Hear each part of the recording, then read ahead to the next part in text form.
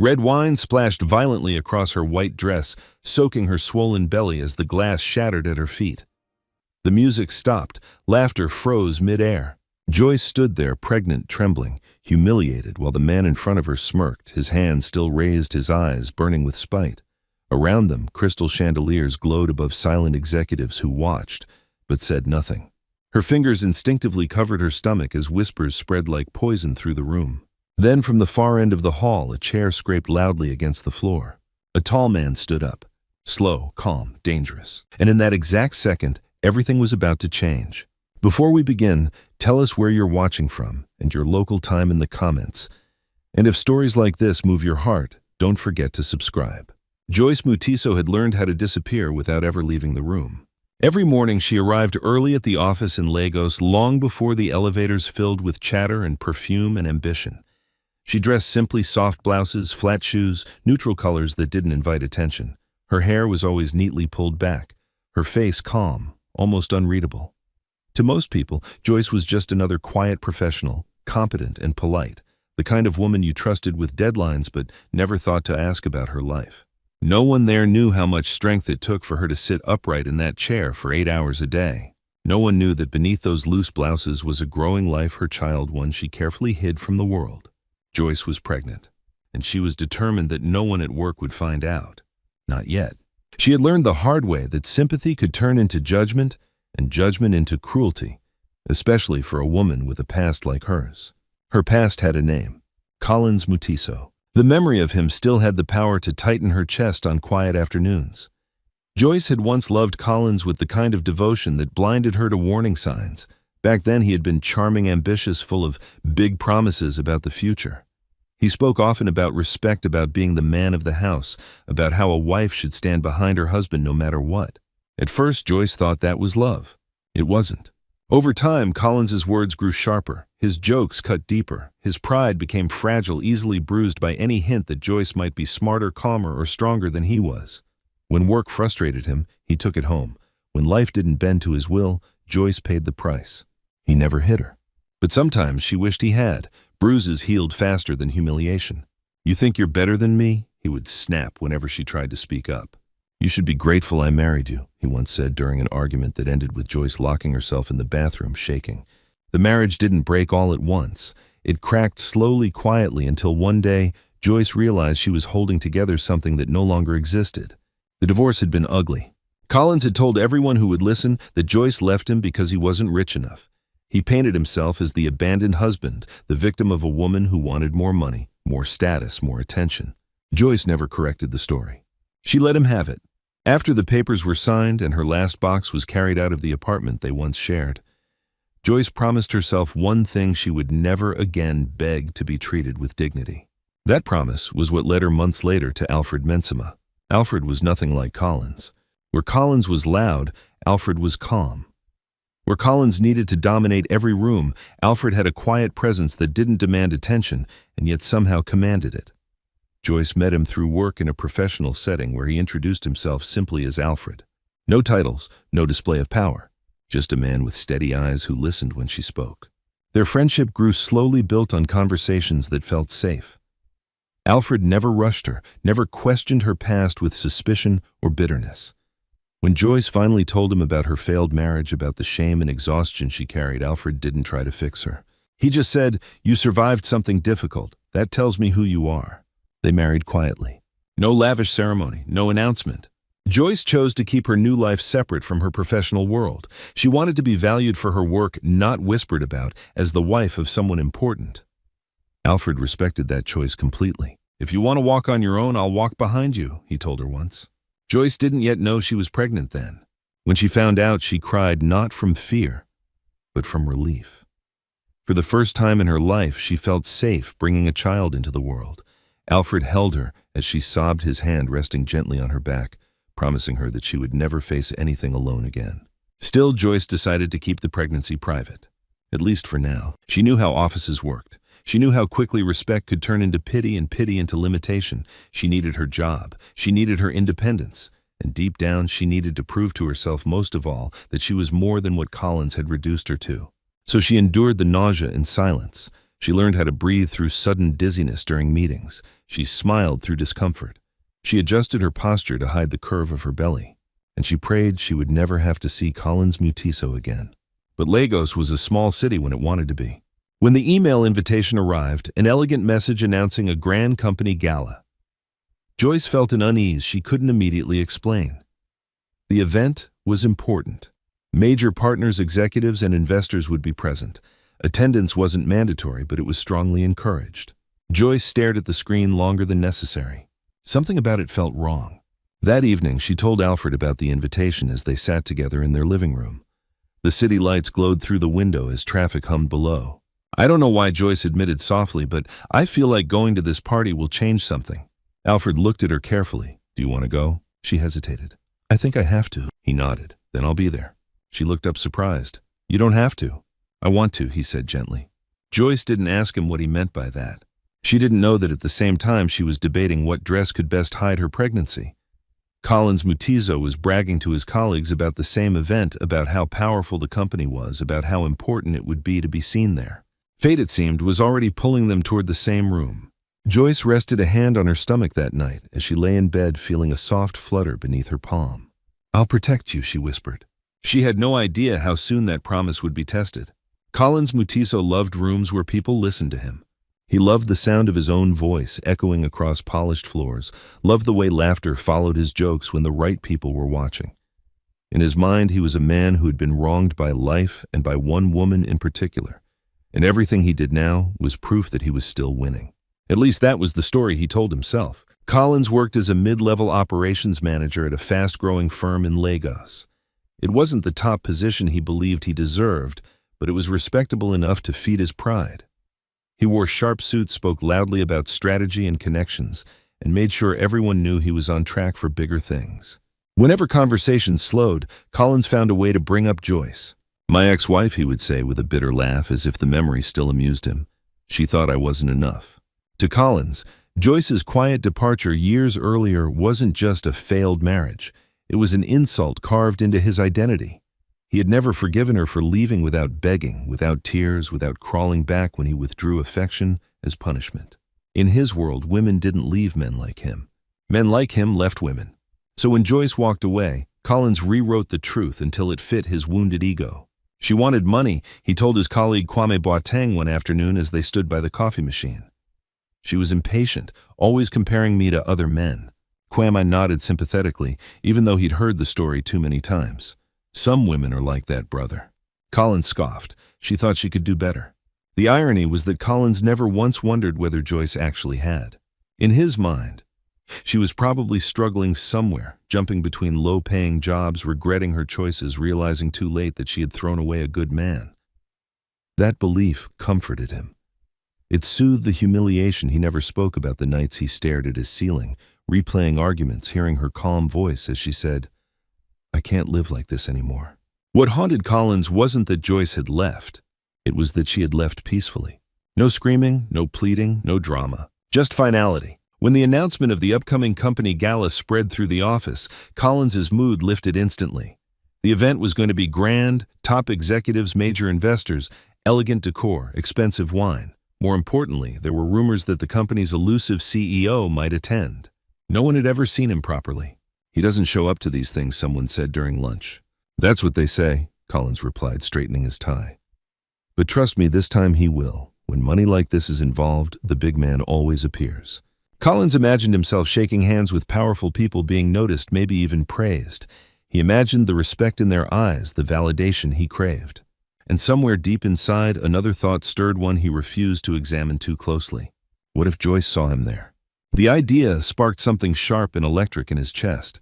He pictured her watching him from across the room, realizing what she'd lost. He pictured the regret on her face, the apology she never gave. That fantasy alone was enough to make him smile. What Collins didn't know was that Joyce was no longer the woman he remembered.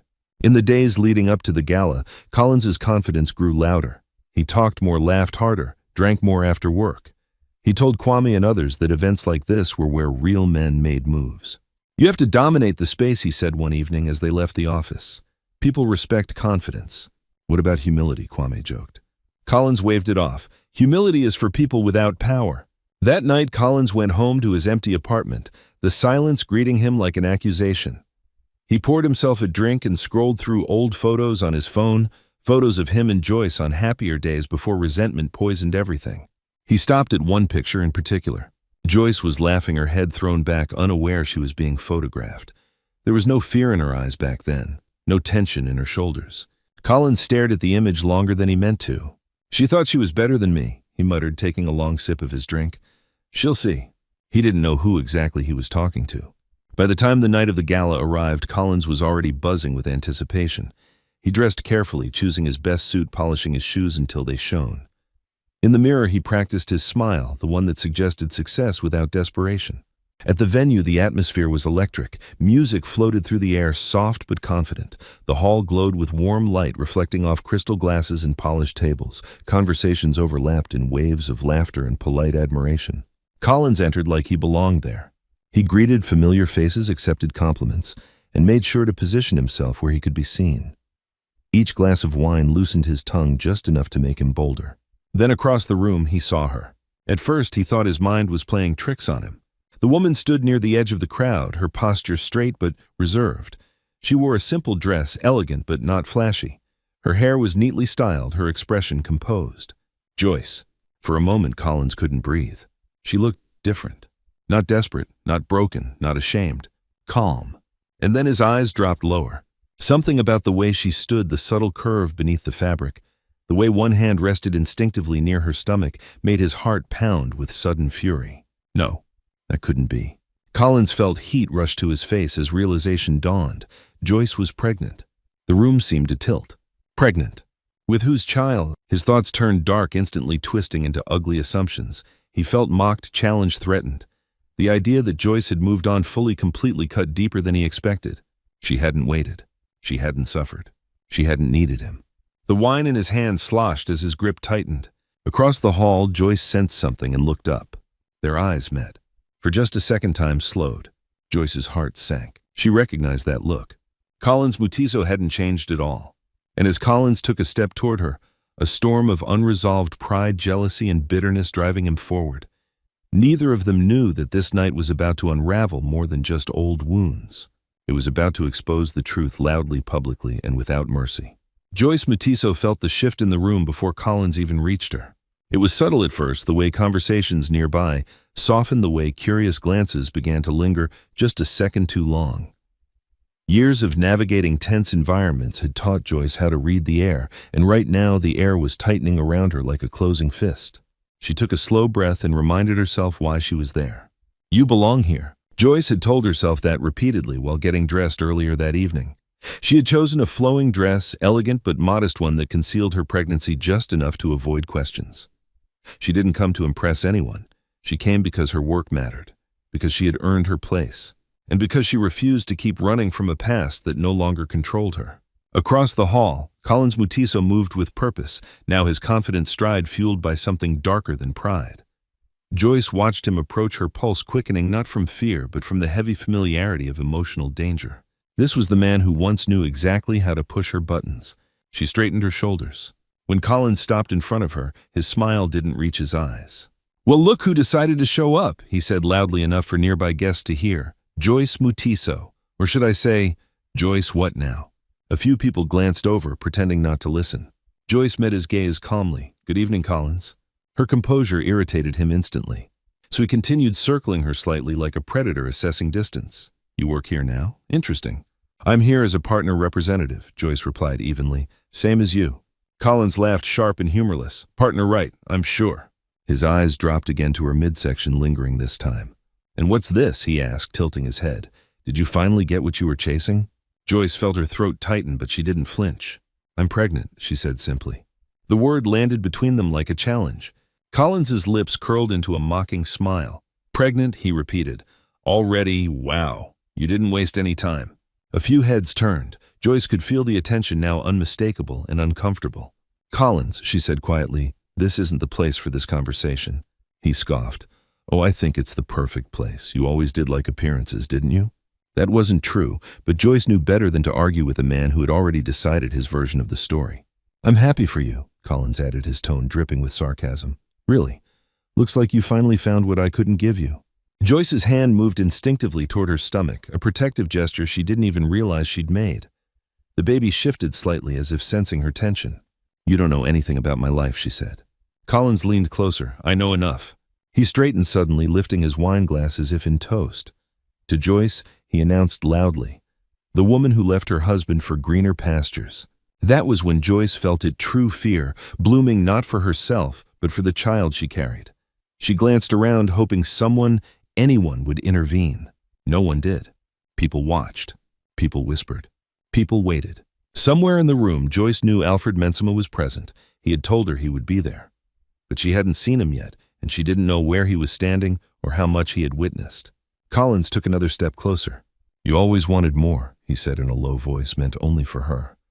Tonight, let's make sure everyone knows it. Joyce shook her head. Please don't do this. That single word please lit something cruel in Collins' eyes. For years he had waited to hear it again. He raised his glass. Time seemed to slow. Joyce saw the arc of movement before it happened, the tilt of his wrist, the glint of light in the deep red liquid. She barely had time to turn her face away. The wine splashed across her chest, soaking into the fabric of her dress, dripping down over her belly.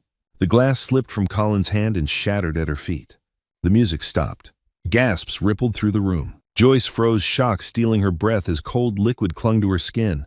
The smell of alcohol filled her nose, sharp and humiliating. For a terrifying moment, all she could think about was the baby. Her baby. She wrapped both arms around her stomach, her knees weak. I'm fine, she whispered, though no one had asked. Collins stood there, chest rising with satisfaction, his face flushed not with shame but with triumph. There, he said loudly, now you match your reputation. Silence swallowed the room. Joyce felt tears sting her eyes, but she refused to let them fall. She forced herself to stand straight, even as her heart hammered painfully against her ribs. In that silence, something shifted. From the far end of the hall, a chair scraped sharply against the floor. The sound cut through the tension like a blade. Collins turned annoyed. Joyce followed his gaze. A tall man stood up. He moved with deliberate calm, adjusting his jacket as if nothing in the world could rush him. His expression was unreadable. No anger, no panic, just a quiet focus that made the room feel suddenly smaller. Alfred Mensima. Joyce's breath caught. Alfred walked forward, each step measured his eyes, never leaving her. People parted instinctively to make way for him, though few seemed to understand why. Collins watched him approach with confusion flickering across his face. Who's this? He muttered to no one in particular. Alfred stopped beside Joyce. Without a word, he removed his suit jacket and gently draped it over her shoulders, shielding her stained dress and trembling body from the stares around them. His hand rested briefly against her back's solid grounding. Are you okay? He asked softly. Joyce nodded, unable to speak. Alfred turned his gaze to Collins then, and for the first time that night, Collins felt something he hadn't expected. Fear. Alfred's voice was calm when he spoke, but it carried effortlessly across the silent hall. Collins Mutiso, he said. Just her name, nothing more. Yet the weight of it pressed down on Collins's chest, making it suddenly hard to breathe. Yes, Collins replied, his confidence wavering. Alfred studied him for a moment, as if committing him to memory. We'll talk, Alfred said. Right now. The words were quiet, but they sounded like a verdict. The silence that followed Alfred Mensima's words was heavier than the music that had stopped. Collins Mutiso felt every eye in the room shift toward him, and for the first time that evening, the attention he craved burned instead of thrilled. He forced a laugh, the sound brittle and too loud. Talk, Collins repeated. About what exactly? Alfred didn't answer immediately. He guided Joyce gently to a nearby chair, lowering his voice so only she could hear. Sit for a moment. Breathe. Joyce obeyed, her hands still wrapped protectively around her stomach. The jacket around her shoulders smelled faintly of Alfred's cologne, clean familiar, and it grounded her in a way she hadn't realized she needed. Around them, the guests hovered in awkward uncertainty. Some pretended to check their phones. Others whispered behind raised glasses. No one knew what to do when power shifted so quietly. Alfred straightened and turned back to Collins. You poured wine on a pregnant woman, Alfred said calmly. In public. Collins bristled. She's my ex-wife, he snapped. This is personal. Alfred's eyes didn't change. There is nothing personal about humiliation. Collins felt a surge of anger fueled by embarrassment. And who are you to lecture me? The question hung in the air. Before Alfred could respond, Mrs. Abena Owusu, the HR director, stepped forward, her expression tight. Collins, she said carefully, this isn't appropriate behavior at a company event. Collins turned on her. Stay out of this, Abena. This has nothing to do with work. Several guests exchanged glances. Collins could feel control slipping and panic crept in beneath his anger. Alfred finally spoke again. Everything you do in this room has to do with work. Collins scoffed. You think you're important because you showed up with her. He gestured toward Joyce. Congratulations. You picked up someone else's leftovers. The words landed like a slap.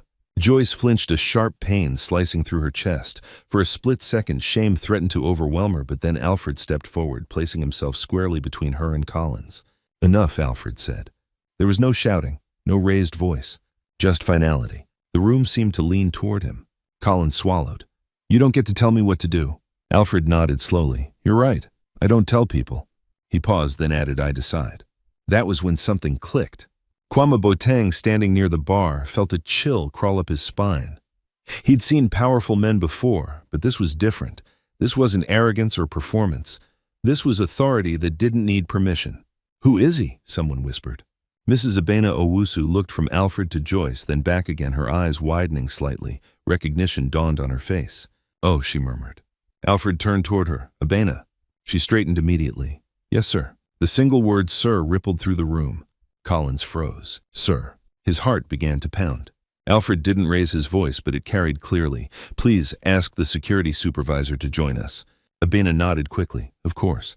Moments later, Samuel Ndlovu, the head of security, approached and stopped beside Alfred, standing at attention. Collins felt the room closing in. What is this? He demanded. Some kind of joke? Alfred looked at him steadily. No. He turned slightly, his body angled so everyone could hear him clearly. For those who don't know me, he said, my name is Alfred Mensima. A hush fell instantly. Collins' breath caught in his throat. That's not possible, he whispered, more to himself than anyone else. Alfred continued, I'm the chief executive officer of this company. The words landed like thunder. Gasps echoed around the hall. Glasses froze mid-air. Conversations died instantly. Collins staggered back a step. No, he said weakly. No, that's... Alfred turned and placed a hand gently on Joyce's shoulder. And this, he said, his voice softening just slightly, is my wife. Joyce felt tears finally spill over, not from shame, but from release. The truth was out. Collins's mind reeled. He looked at Joyce again. Really looked at her as if seeing her for the first time. The calm, the dignity, the way she hadn't begged or defended herself. All this time. You're lying, Collins muttered. She would have told me. Joyce met his eyes, her voice steady. You stopped listening to me a long time ago, Collins. That hurt more than anything else she could have said. Alfred turned back to Collins. You humiliated my wife, he said. You endangered my unborn child. The room felt ice cold. Samuel Alfred said, without looking away from Collins, Please escort Mr. Mutiso away from my wife. Yes, sir. Samuel stepped forward. Collins pulled his arm back instinctively. You can't do this, Collins protested. I didn't know who she was married to. Alfred's expression hardened for the first time. That is exactly the problem. Mrs. Abena Owusu cleared her throat. Sir, she said carefully, there are clear violations here. Harassment, public misconduct. Alfred nodded. We'll address them. Collins's bravado crumbled. Please, he said suddenly, his voice cracking. It was a mistake. I was emotional. Joyce watched him, her heart strangely quiet. This was the man who once told her she was nothing without him. Now he stood trembling in front of her. Alfred turned to Joyce. Do you want to leave? He asked gently. Joyce shook her head slowly. No. The word surprised even her. I want him to hear this, she added softly. Alfred nodded, respecting her choice. Joyce stood, the jacket still around her shoulders, and faced Collins. I never left you for money, she said. I left because you made me feel small. Her voice didn't shake. I didn't marry Alfred because of his position. She continued. I married him because he treats me like a human being. Collins dropped his gaze, shame burning his face. There will be consequences, Alfred said quietly. But tonight is not about revenge. He gestured toward Joyce. It's about dignity. The guests watched in stunned silence as Collins was escorted away, his footsteps echoing across the marble floor. Joyce leaned slightly into Alfred's side as the doors closed behind Collins. For the first time since she'd arrived, she felt safe. And for the first time in his life, Collins Mutiso realized that power didn't come from humiliation. It came from character. The doors closed behind Collins Mutiso with a dull, echoing thud that seemed to linger in the air long after he was gone. For a moment, no one moved. The guests stood frozen in place, unsure whether the night had ended or whether they were expected to pretend nothing extraordinary had just happened. The music did not resume. The chandeliers still glowed, but the atmosphere had shifted, cleaned, stripped bare of pretense. Joyce felt the weight of every breath she'd been holding finally release. Her legs trembled as the adrenaline drained from her body, and Alfred noticed immediately. He guided her gently back to the chair, crouching slightly so their eyes were level. "Slow breaths," he said softly. "You're safe now." Joyce nodded, inhaling deeply, then exhaling. Her heart was still racing, but the sharp edge of fear had dulled into something quieter, something closer to exhaustion. Mrs. Abena Owusu approached cautiously, her professional composure cracking with genuine concern. "Mrs. Mensima," she said, her voice respectful, "we have a medical team on standby. Would you like them to check on you?" Joyce hesitated. She looked at Alfred, who nodded reassuringly. "Just to be safe," he said. Within minutes, 2 medical staff members arrived discreetly. They checked Joyce's pulse, asked gentle questions, reassured her that stress could feel frightening, but that everything seemed stable for now. Joyce listened, answering calmly, though her mind kept replaying the moment the wine hit her skin. Cold, sticky, public, humiliating. When the medical staff stepped away, Alfred remained beside her, his hand resting lightly on her. He didn't speak. He didn't rush her. He simply stayed. Around them, whispers slowly returned, but they were different now. "That was the CEO's wife," someone murmured. "I had no idea. Did you see how calm she was?" Imagine humiliating her in front of him. Joyce heard the words but didn't react. For once, the whispers weren't weapons. They were echoes of a truth finally revealed. Alfred stood and addressed the room. "Thank you for your patience," he said evenly. "The event will continue shortly. However, let me be clear about something." His gaze swept across the crowd, not threatening, not angry, just unyielding. "This company does not tolerate humiliation, abuse, or the misuse of power. Not here, not anywhere." The words settled into the room like a vow. "If anyone feels unsafe or disrespected at any of our events," he continued, "you come to us, directly." He paused, then added, "Enjoy the rest of your evening." With that, he turned back to Joyce. The music resumed softly. Conversations picked up, more cautious now, more subdued. The party went on, but something fundamental had changed.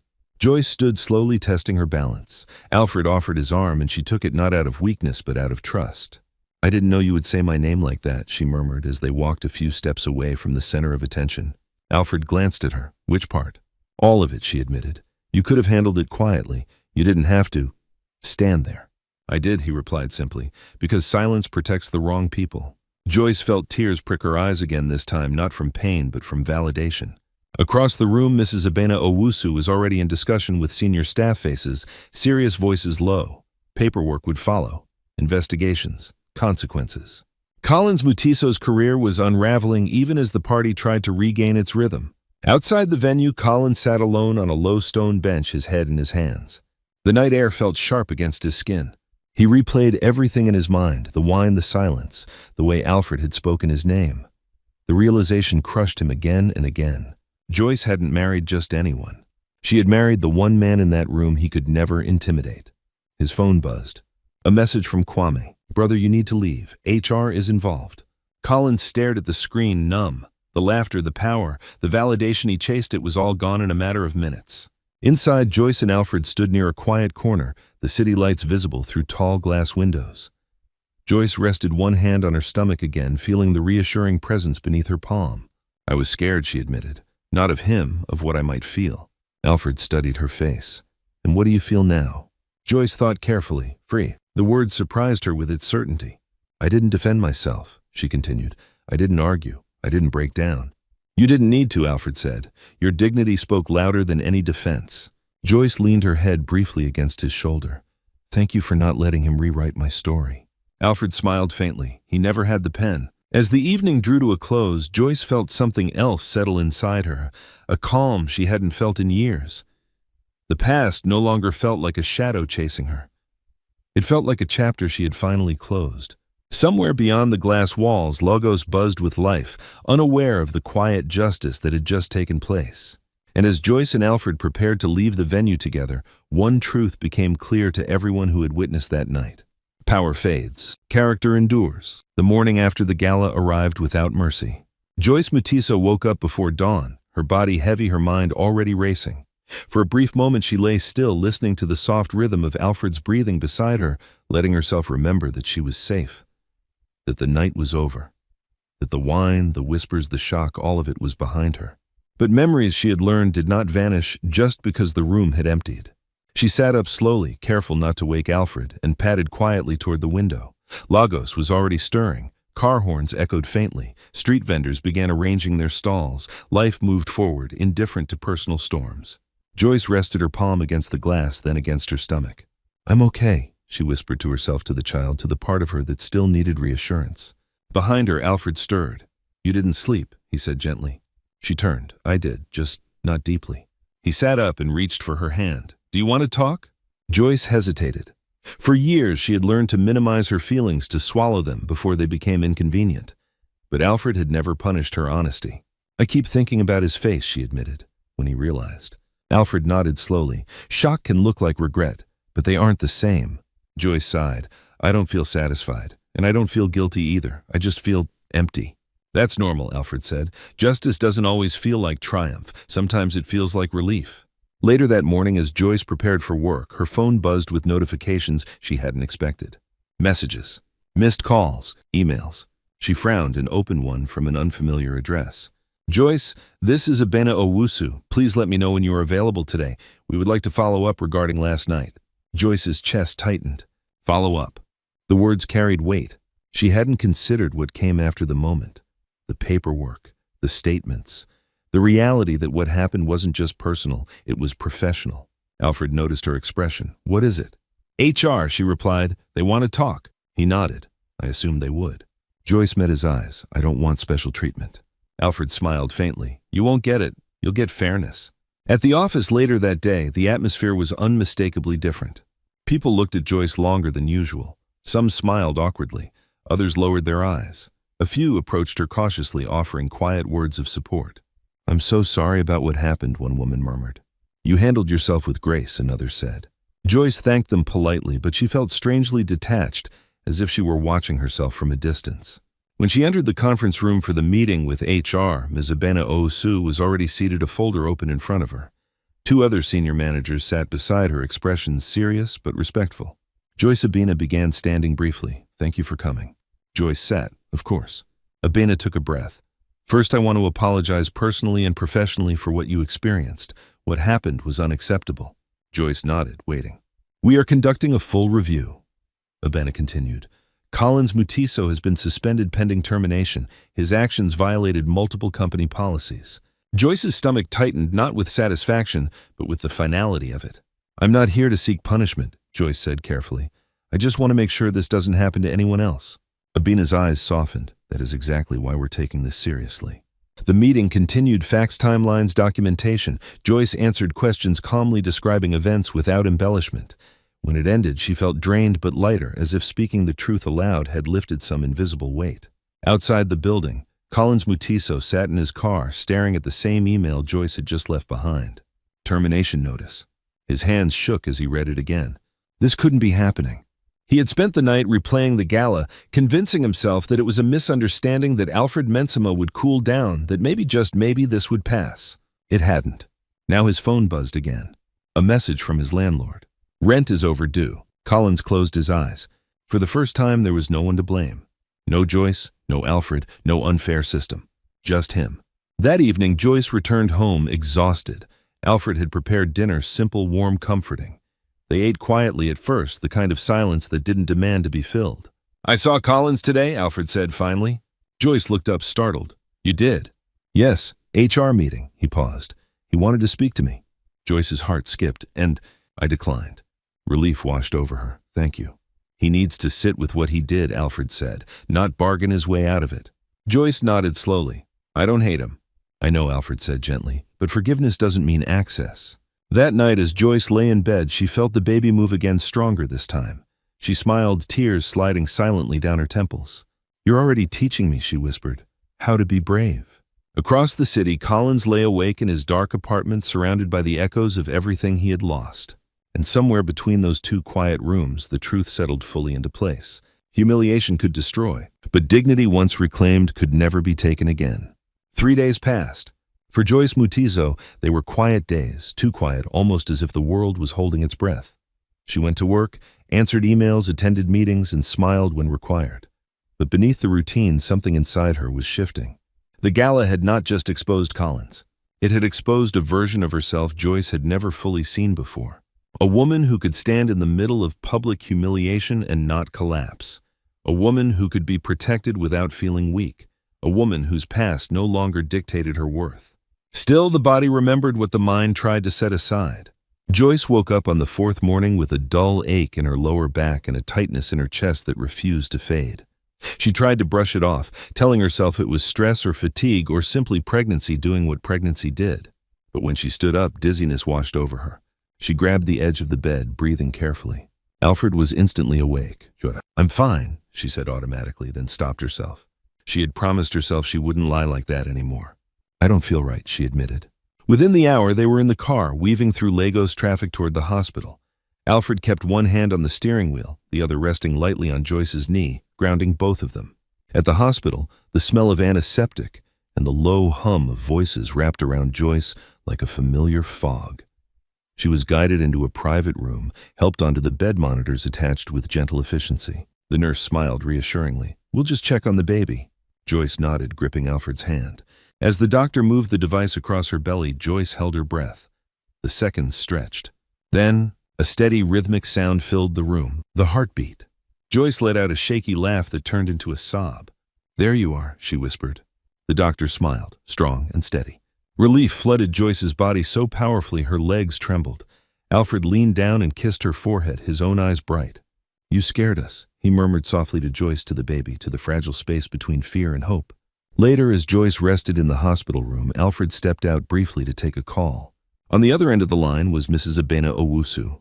"Sir," she said, her voice professional, but waited. "I wanted to update you. Collins Mutiso has officially been terminated, effective immediately." Alfred closed his eyes briefly. "Thank you."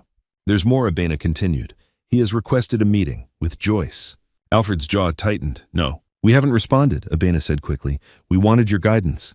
Alfred looked through the glass window into the room where Joyce lay, resting one hand on her stomach, her face finally peaceful. "She doesn't owe him closure," Alfred said firmly. "He had his chance to speak with respect. He chose humiliation." "Understood," Abena replied. "We'll handle it." When Alfred returned to the room, Joyce looked at him immediately. Something happened. He sat beside her. HR called. Joyce nodded. "I figured." They terminated him. Joyce exhaled slowly. She had expected to feel something sharp: satisfaction, guilt, anger, but instead she felt still. "Did he say anything?" she asked quietly. "He asked to see you." Joyce's fingers curled slightly. "What did you say?" "I said no," Alfred replied without hesitation. Joyce studied him for a long moment.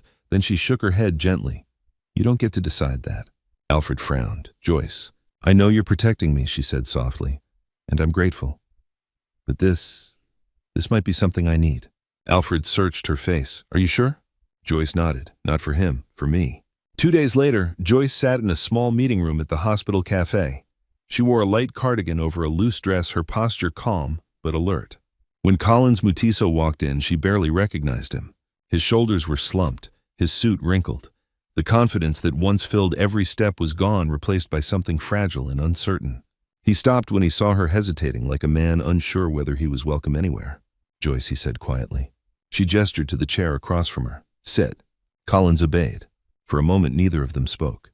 "I didn't come to apologize for getting fired," Collins said finally. "I know that was my fault." Joyce nodded. "Good." He swallowed. "I came because I didn't know how angry I was until I saw you that night." Joyce looked at him steadily. "Anger doesn't excuse cruelty." "I know," he said quickly.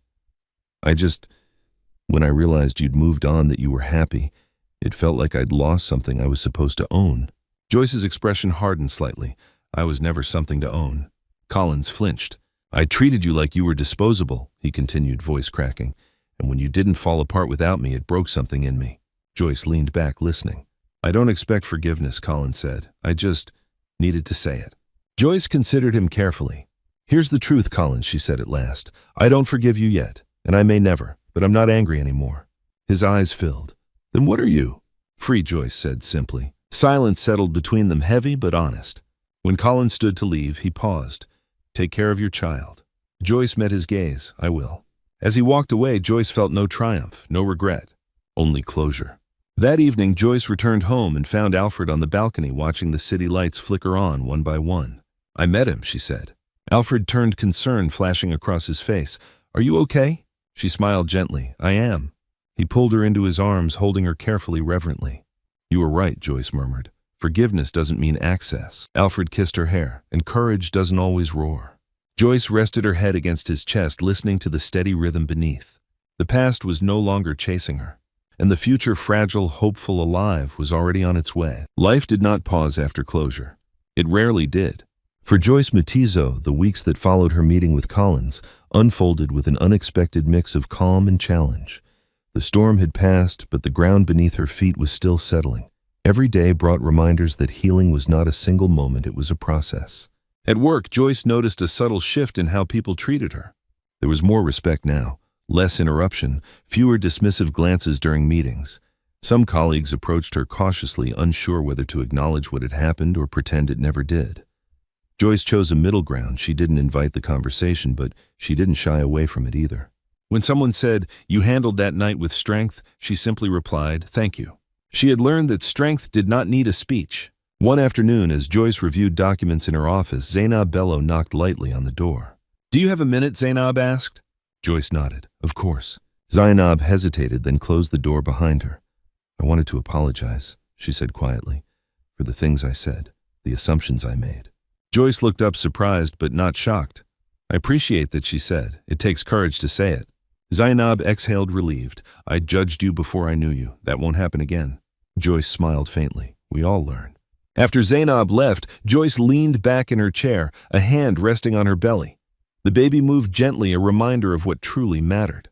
That evening, Alfred returned home later than usual. He loosened his tie as he entered, fatigue evident in the way he carried himself. "Long day?" Joyce asked from the sofa. Alfred nodded. "Board meetings, questions, more questions." Joyce raised an eyebrow playfully. "That sounds like your job." He chuckled and sat beside her. "It is, but today was different." She studied him. "How so?" "They want to use what happened at the gala as a case study," Alfred said carefully. "For company-wide training." Joyce straightened. "Training. On workplace conduct, power abuse, accountability," he explained. "They believe your experience could help prevent future incidents." Joyce was quiet for a moment. The idea made her uncomfortable, not because she was ashamed, but because it meant revisiting a painful chapter. "They want you to speak?" she asked. Alfred shook his head. "Only if you choose to. I told them it was your decision." Joyce considered this. "I don't want to be defined by that night," she said slowly. "But if my voice can stop someone else from going through it, maybe it's worth considering." Alfred reached for her hand. "Whatever you decide, I'll support you." That night, Joyce lay awake longer than usual, staring at the ceiling, listening to the rhythm of Alfred's breathing. She thought about younger versions of herself, quiet, accommodating, afraid to cause discomfort. She thought about women like her who carried invisible burdens into rooms that weren't built for them. By morning, her decision was made. "Yes," she told Alfred over breakfast, "I'll do it." The training session took place 2 weeks later in a large conference hall. Employees from different departments filled the seats, murmurs fading as Joyce stepped onto the stage. She felt a flicker of nerves, but also clarity. Joyce didn't dramatize her story. She didn't cry. She didn't accuse. She spoke plainly. "Humiliation thrives in silence," she said, her voice steady, "and power without accountability invites cruelty." The room was still. "I wasn't protected that night because of who my husband is," she continued. "I was protected because dignity is a right, not a privilege." When she finished, the applause was quiet but sincere. Afterward, several women approached her, some with tears in their eyes. "Thank you," one whispered. "I've been afraid to speak up." Joyce hugged her gently. "You don't have to be alone." Across the city, Collins Mutizo was learning a different lesson. He had moved out of his apartment, downsizing to a small, sparsely furnished place, far from the corporate towers he once admired. Job applications went unanswered. Old contacts stopped returning calls. One afternoon, he stood in line at a small employment agency, listening to others talk about survival instead of success. For the first time, he was invisible, and it terrified him. Yet somewhere beneath the fear, something else stirred reflection. He replayed Joyce's words again and again. "I don't forgive you yet, but I'm not angry anymore." That sentence haunted him more than anger ever could. At home that evening, Joyce received a letter. No return address. She opened it slowly. "Joyce, I'm not asking for anything. I just want you to know that I've started therapy. I'm trying to understand why I became someone capable of hurting you. I don't expect redemption. I just needed you to know that what you said mattered, Collins." Joyce folded the letter and set it aside. She didn't feel responsible for his healing, but she acknowledged it. As her pregnancy progressed, Joyce's world narrowed and expanded all at once. Doctor visits became more frequent. Cravings came and went. Alfred attended every appointment, holding her hand, asking questions, listening. One evening, as they assembled a crib in the nursery, Alfred paused his screwdriver mid-air. "Do you ever wonder," he asked, "how different everything might have been if that night never happened?" Joyce thought for a moment. "Yes," she said, "but I don't wish it away." Alfred looked at her surprised. "That night showed me who I am now," she continued, "and who I'll never be again." Alfred smiled, tightening the final screw. "Our child will grow up seeing that." Joyce rested her head on his shoulder. "That's all I want." Outside, Lagos pulsed with its usual rhythm, chaotic, beautiful, unforgiving. And inside one quiet home, a woman who once doubted her worth was preparing to become a mother, grounded not in fear, but in truth. As Joyce Mutiso entered her third trimester, time seemed to behave strangely. Some days rushed past in a blur of meetings, appointments, and quiet dinners at home. Other days stretched endlessly, filled with waiting for the baby's next kick, waiting for the next doctor's visit, waiting for a future that felt close enough to touch, but still just out of reach. Her body was changing rapidly now. The baby moved with confidence, as if already claiming space in the world. Joyce welcomed the discomfort that came with it. Each ache, each restless night reminded her that something new was forming, something untouched by the wounds of the past. At work, Joyce's role expanded. After the training session, senior leadership invited her to participate in a new internal initiative focused on workplace ethics and employee well-being. Joyce was careful to draw boundaries. She didn't want to become a symbol or a cautionary tale. "I'm not here because something happened to me," she told the committee during their first meeting. "I'm here because I know what silence costs." Her calm authority earned respect quickly. Meanwhile, Alfred found himself facing a different kind of pressure. The board was pleased with how he handled the gala incident publicly, but privately some members worried. They asked questions about perception optics and personal boundaries. "Are you concerned this will be seen as favoritism?" one board member asked during a closed-door session. Alfred met the question head-on. "If defending my wife from abuse is favoritism, then yes, I'm guilty." Silence followed. Then another board member spoke. "What if it had been any other employee?" Alfred didn't hesitate. "I would have acted the same way." The matter was dropped. That evening, Alfred told Joyce about the meeting as they sat together in the nursery, surrounded by half-assembled furniture and folded baby clothes. "You shouldn't have to defend that," Joyce said quietly. Alfred shrugged. "Leadership isn't about avoiding criticism. It's about standing by your values when it comes."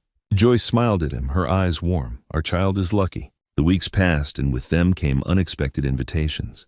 A women's professional association reached out, asking Joyce to speak not about the gala, but about rebuilding confidence after toxic relationships.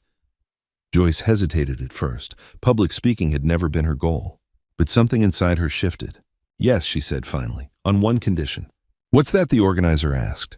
"I don't want to be introduced by what happened to me," Joyce replied. "I want to be introduced by what I've built since."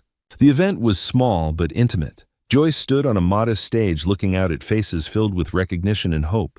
She spoke about quiet strength, about learning to trust your own voice again, about choosing peace even when anger feels justified.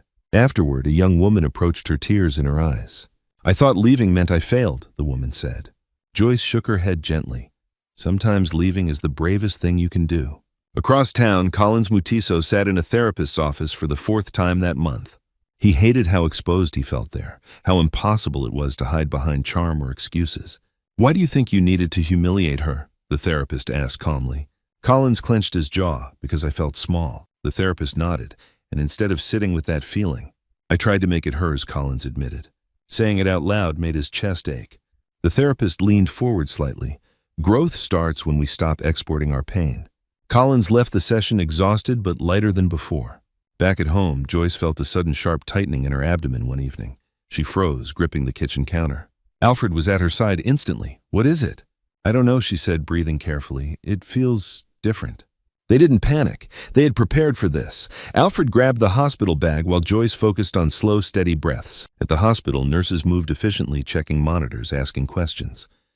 Joyce lay back, her heart pounding, as she listened for reassurance. After a tense hour, the doctor smiled gently. "It's not labor yet," she said, "but your body is getting ready." Joyce laughed softly, relief flooding her system. "I guess we are too." That night, as they drove home under a sky heavy with clouds, Joyce felt a profound sense of closeness to the future. "It's coming," she said quietly. Alfred reached for her hand. "We're ready." A week later, Joyce received another letter from Collins. This one was shorter. "I got a job today. Not management. Entry level. It's humbling. I needed that. I won't write again unless you ask me to. Thank you for not destroying me when you could have." Joyce read it twice, then placed it in a drawer. She didn't reply. Not out of cruelty, but because closure didn't require conversation anymore. As the final weeks approached, Joyce began her maternity leave. She spent mornings resting, afternoons reading, or organizing the nursery evenings, talking softly to the baby, telling stories about strength and kindness. Alfred watched her with quiet admiration. One night, as rain fell steadily outside, Joyce felt another tightening, stronger this time. She closed her eyes, breathing through it. "Alfred," she said softly. He looked up instantly. "Yes, I think it's time." He smiled, nervous, excited, awed. "Then let's go meet our child." As they headed for the door, Joyce paused for just a moment, resting her hand against her belly. This journey from humiliation to healing, from silence to voice, had led her here. And whatever came next, she knew one thing with certainty. She would never shrink herself again. The hospital corridor smelled faintly of disinfectant and rain-soaked clothes. Joyce Mutiso leaned forward as another contraction rolled through her body, stronger and more deliberate than the ones before. Her fingers tightened around the bed rail as she breathed the way the midwife had taught her, slow and slower out, anchoring herself to the present. "You're doing great," the nurse said calmly, adjusting the monitor.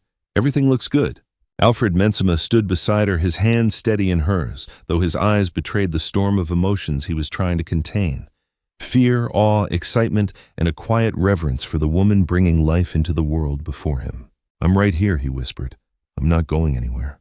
Joyce nodded, too focused to speak. Pain had a way of narrowing the world, stripping it down to breath and will and instinct. Yet even in that intensity, Joyce felt something unexpected: confidence. She wasn't afraid. Hours passed in a blur of voices, instructions, pauses, and surges of pain. Time lost its meaning. Joyce focused on the sound of Alfred's voice, on the rhythmic beeping of the monitor, on the knowledge that every wave brought her closer to the end of one journey and the beginning of another. And then a cry filled the room. Sharp, alive, defiant. Joyce sobbed as the sound washed over her, tears streaming down her face. The nurse smiled broadly, lifting the tiny wriggling body into view. "It's a girl." Alfred let out a shaky laugh that turned into tears. "She's perfect," he said, his voice breaking. The baby was placed gently on Joyce's chest, her skin warm, her tiny fingers curling instinctively. Joyce stared down at her daughter, overwhelmed by a love so fierce it stole her breath. "Hello," she whispered. "You're safe." In that moment, everything else, humiliation, pain, the past, fell away. This was the truth. Later, as the room quieted and the baby slept between them, Alfred sat in a chair close to the bed, watching Joyce with a look that held gratitude and wonder. "You were incredible," he said softly.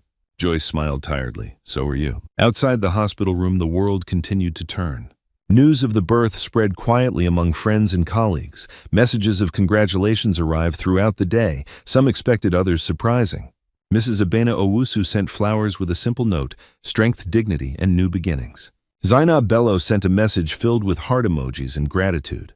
Even a few board members reached out privately, offering warm congratulations, human gestures that reminded Joyce she was seen not as a headline, but as a person. Across the city, Collins Mutiso read about the birth through a mutual acquaintance. A girl.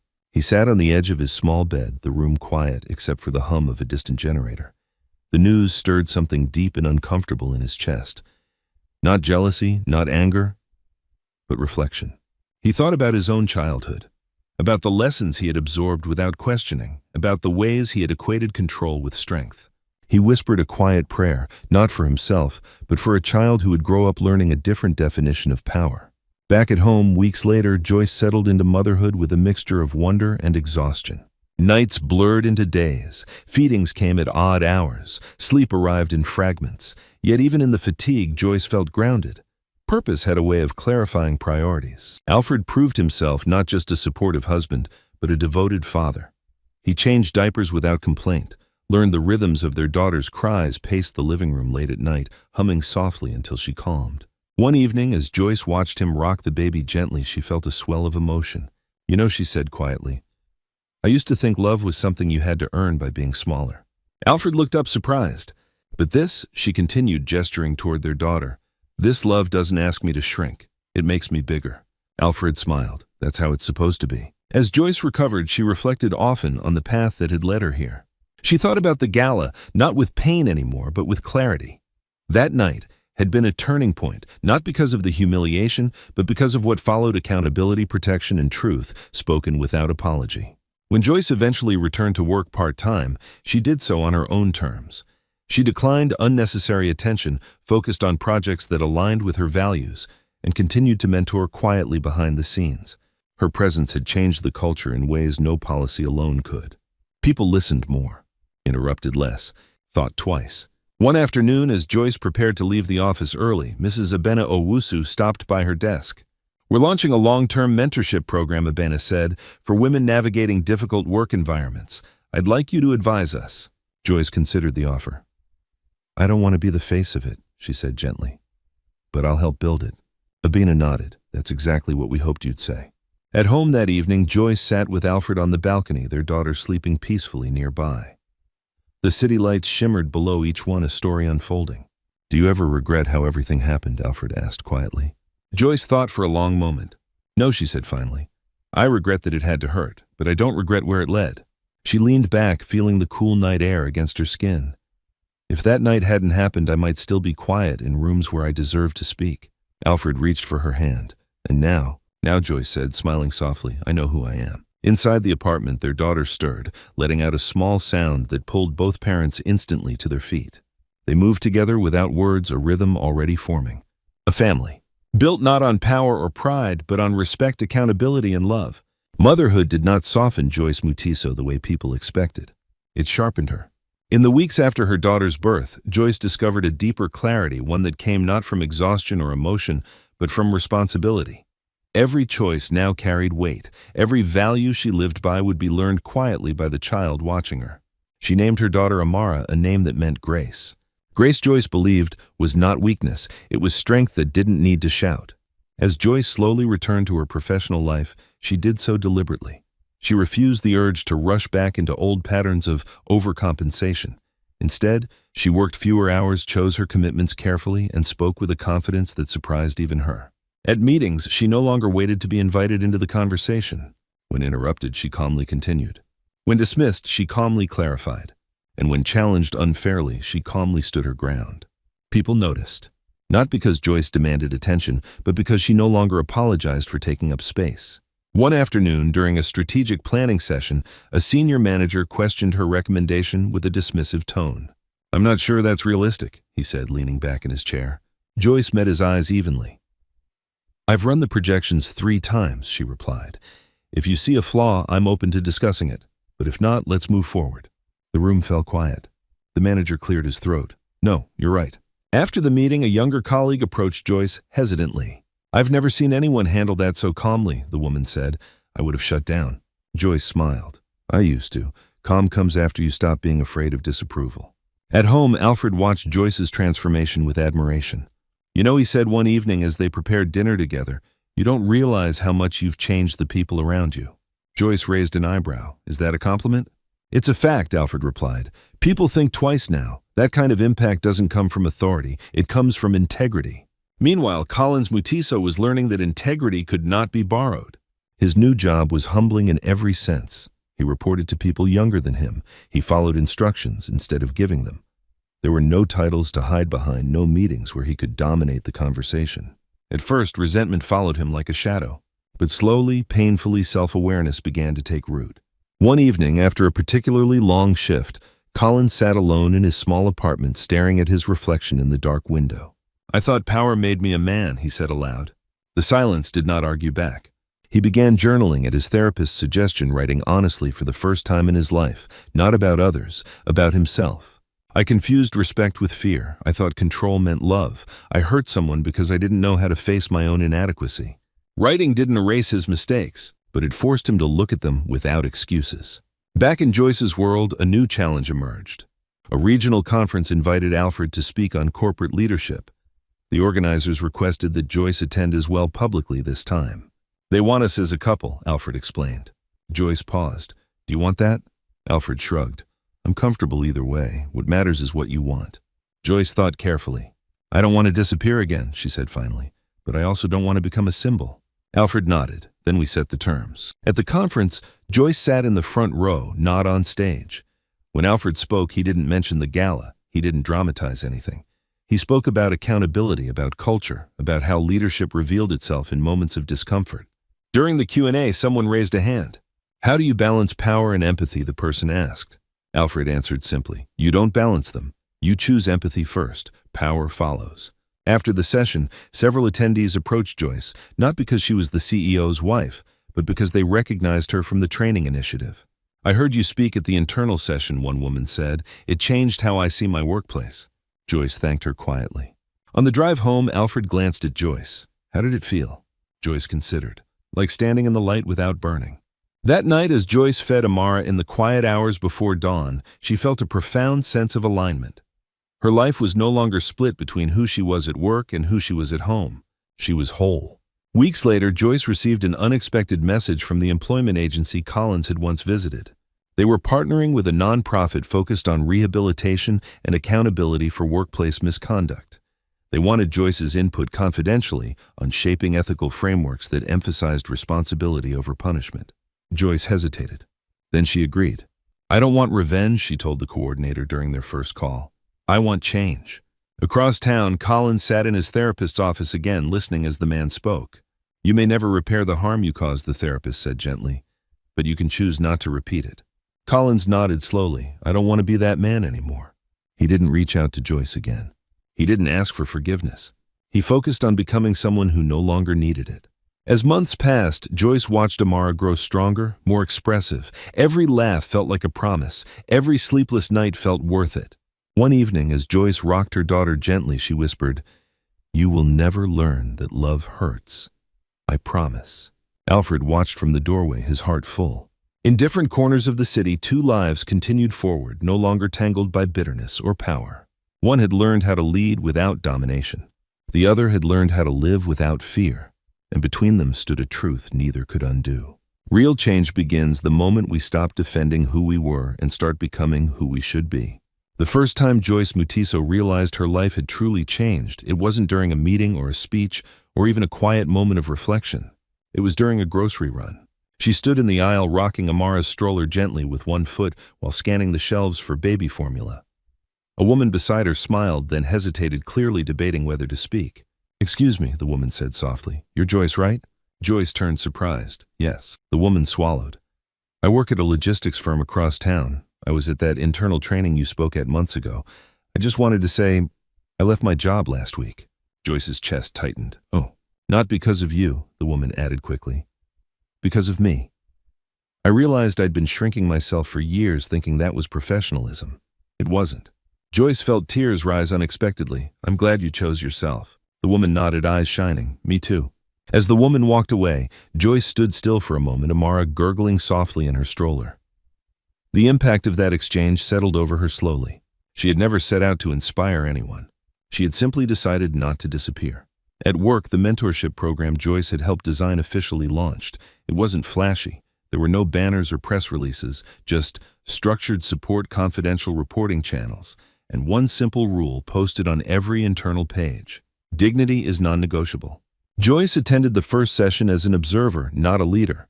She listened as women and some men shared experiences they had never voiced aloud.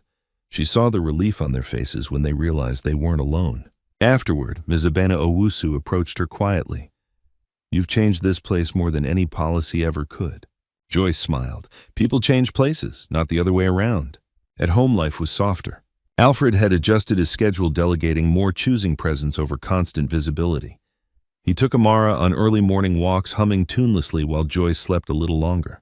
One afternoon, as Joyce watched them from the window, Alfred turned and caught her gaze. What he asked, smiling. "You," Joyce replied. "You chose us." Alfred shrugged lightly. There was never a question. As Amara grew, so did Joyce's awareness of the world she was shaping for her. Joyce read books on emotional intelligence, consent boundaries, not because she wanted to be perfect, but because she wanted to be intentional. "I won't raise you to be quiet just to be liked," she whispered to Amara one night. "I'll raise you to be kind and strong and whole." Across the city, Collins Mutiso's life continued in quieter, less visible ways. He had settled into his new role, arriving early, leaving late, learning how to listen. The work was demanding, repetitive, and humbling, but honest. For the first time, his self-worth wasn't tied to a title.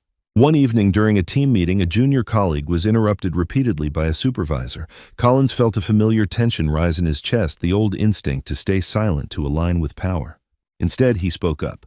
"I think she wasn't finished," Collins said evenly. The room went quiet. The supervisor frowned, but nodded. "Go on." The colleague continued, her voice steadying.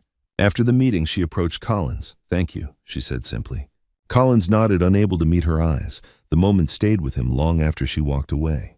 That night, he wrote in his journal, "Change doesn't announce itself. It shows up in small choices." Joyce never heard about that moment. She didn't need to. Her focus had shifted forward. Months later, Joyce was invited to sit on an advisory panel for a regional initiative on ethical leadership. She accepted on one condition, that the panel include voices from all levels of employment, not just executives.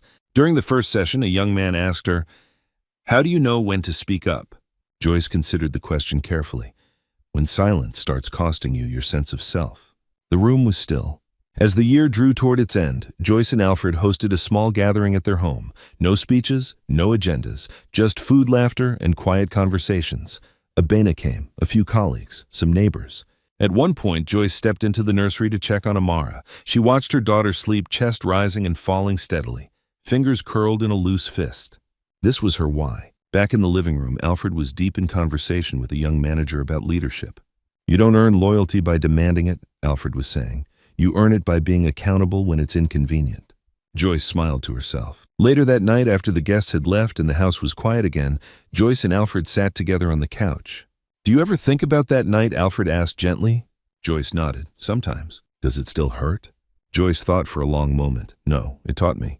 Alfred reached for her hand. "About what?" "About power," Joyce said. "Who has it? Who thinks they have it? And who doesn't need it to be strong?" Alfred squeezed her hand. "You were always strong." Joyce smiled softly. "I know that now." As the city lights flickered outside, Joyce felt a deep, steady peace. Her life wasn't perfect. There were still challenges, still difficult conversations, still moments of doubt. But she no longer confused endurance with virtue. She no longer mistook silence for grace. And as she looked toward the future with her daughter asleep nearby and her partner beside her, Joyce knew that whatever storms came next, she would meet them standing tall. Not because someone gave her permission, but because she finally gave it to herself. The rainy season came early that year. For Joyce Mutiso, the sound of rain against the windows no longer stirred anxiety the way it once had. Instead, it brought reflection. Rain meant growth. It meant washing away what no longer served its purpose.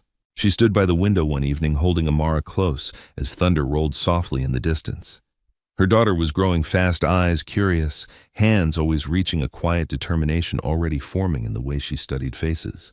"You're going to be strong," Joyce murmured, "not because life is kind, but because you'll know who you are." At work, the changes Joyce had helped shape were becoming visible.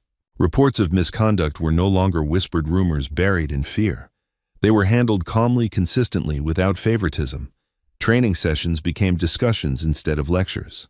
Managers learned that authority could not survive without accountability. One afternoon, a senior executive pulled Joyce aside after a review meeting. "You know," he said thoughtfully, "I used to think culture was something HR talked about. Now I realize it's something we practice." Joyce smiled politely. Culture is what people do when no one powerful is watching. That evening, Alfred came home later than usual, his expression unreadable. "Tough day?" Joyce asked as she set Amara down for a nap. Alfred nodded slowly. "I had to make a decision." Joyce waited. A director, he continued, someone very influential. Complaints came in, multiple ones. Joyce's chest tightened, not from fear, but recognition. "And I let him go." Joyce studied Alfred's face. "Was it hard?" "Yes," Alfred admitted, "but it was necessary." Joyce reached for his hand. "That's leadership." Alfred exhaled. "I thought of you, of that night, of what silence protects." Across the city, Collins Mutiso faced a different kind of reckoning. He had been invited to speak not publicly, not grandly, but to a small group of young men at a community center. The therapist who had been guiding him believed that accountability deepened when it was shared responsibly. "You don't teach from authority," the therapist warned. "You teach from honesty." Collins stood in front of the group, his palms sweating. "I used to think being a man meant being in control." Collins began, his voice rough. "I was wrong." The young men listened quietly. "I lost my job, my marriage, my reputation," he continued. Not because someone betrayed me, but because I betrayed who I was supposed to be. He didn't name Joyce. He didn't dramatize his fall. He spoke about insecurity, about entitlement, about the damage unchecked pride could cause. Afterward, one of the young men approached him. "So, can people really change?" the boy asked. Collins swallowed. Only if they stopped defending their past. Back in Joyce's world, a new challenge emerged. A media outlet reached out requesting an interview. They wanted her story, her face, her pain. Joyce declined. She didn't need the spotlight to validate her truth. Instead, she proposed something else, an anonymous piece focused on systems, not individuals, on how environments either enable cruelty or prevent it. The article ran weeks later. It sparked conversations without names, without spectacle. That was enough. One night, as Joyce rocked Amara to sleep, she thought about the younger version of herself, the woman who once mistook endurance for strength, who believed silence was safer than honesty. She wished she could reach back through time and whisper one thing: "You don't have to be small to survive." As Amara drifted to sleep, Joyce felt an overwhelming gratitude not for the pain, but for the clarity that followed it. Meanwhile, Alfred faced his own quiet test. An investor questioned his leadership approach during a private meeting. "You've become too emotional," the man said, "too focused on feelings." Alfred met his gaze steadily. "Respect isn't emotional, it's foundational." The investor scoffed. "You're risking profits." Alfred replied calmly, "No, I'm protecting sustainability." The meeting ended without agreement. That night, Alfred told Joyce everything. "Do you ever worry," he asked, "that choosing integrity costs too much?" Joyce thought carefully. "It only costs those who benefit from injustice." Alfred smiled faintly. "You always know what to say." "No," Joyce corrected gently. "I just stopped being afraid of saying it." As the months passed, the distance between who Joyce had been and who she was became undeniable. She no longer checked rooms for threats.